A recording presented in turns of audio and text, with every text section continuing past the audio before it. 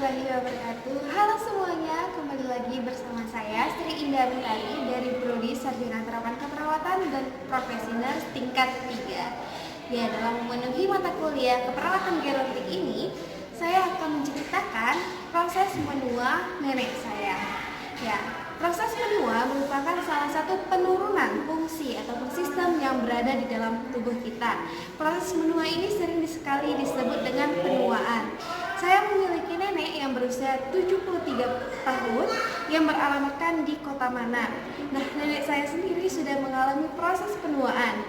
Salah satu contohnya, nenek saya sudah pada fungsi penglihatan, nenek saya sudah mengalami rabun, apalagi ataupun terlebih di malam hari.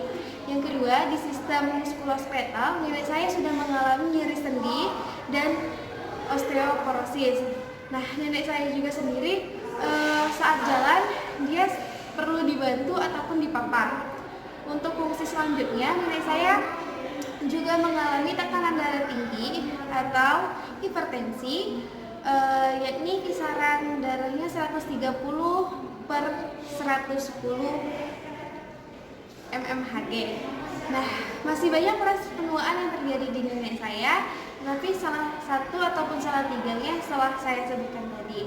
Menua merupakan proses yang akan terjadi di kehidupan manusia, karena manusia ini berasal dari bayi, remaja, dewasa, dan menua. Dan jika kita sudah mencapai proses menua ataupun usia kita sudah lansia di atas 60 tahun, maka kita akan mengalami penurunan sistem ataupun fungsi di dalam tubuh kita.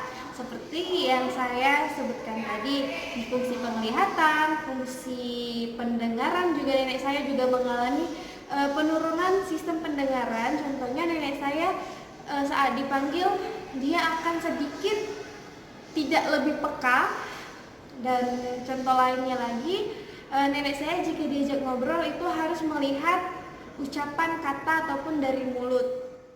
Nenek saya juga mengalami penurunan di sistem pencernaan. Contohnya, nenek saya juga sudah sedikit makannya karena penyerapan nutrisi di ususnya juga sudah berkurang. Kemudian jika misalnya makannya banyak, maka dia akan lebih sering mengalami konstipasi ataupun diare.